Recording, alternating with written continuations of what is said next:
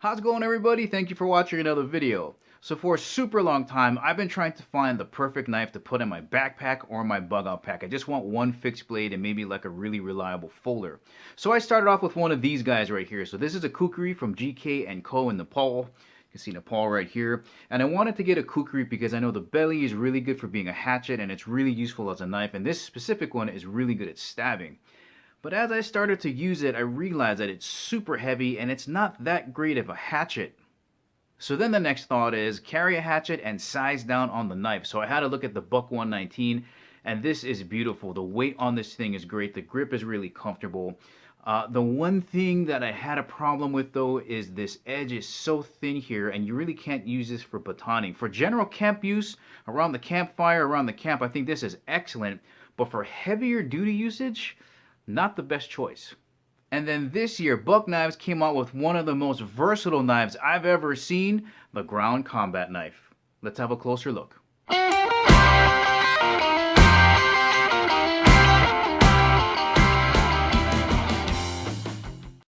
guys, if you want to purchase any of the Buck Knives mentioned in this video, make sure you check the links in the description below.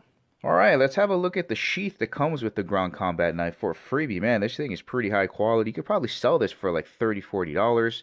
The plastic portion right here is reversible, right? So it'll fit this way or the other way.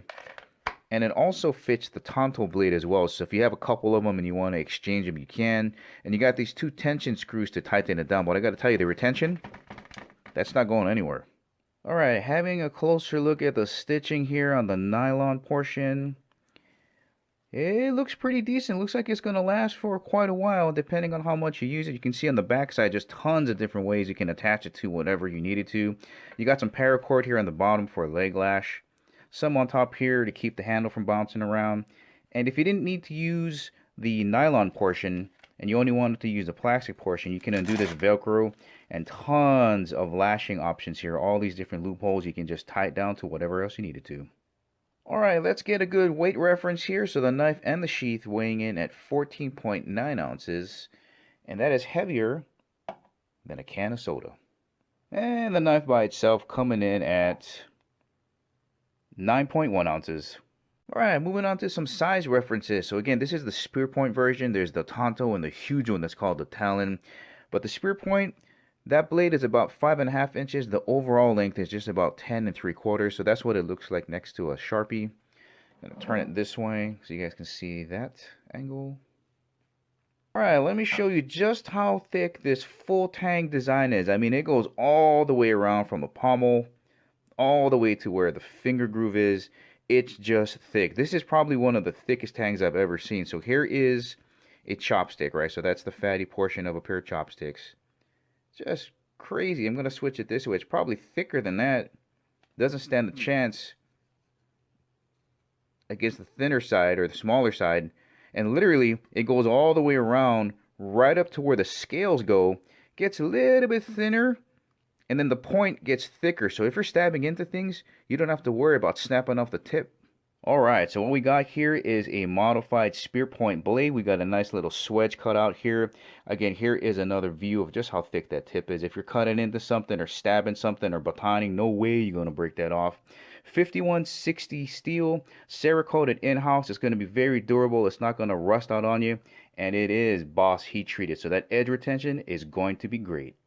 Alright, here is a close-up of the grip here. We got tricolor canvas micarta. When this thing gets wet, you're going to be able to hang on to it.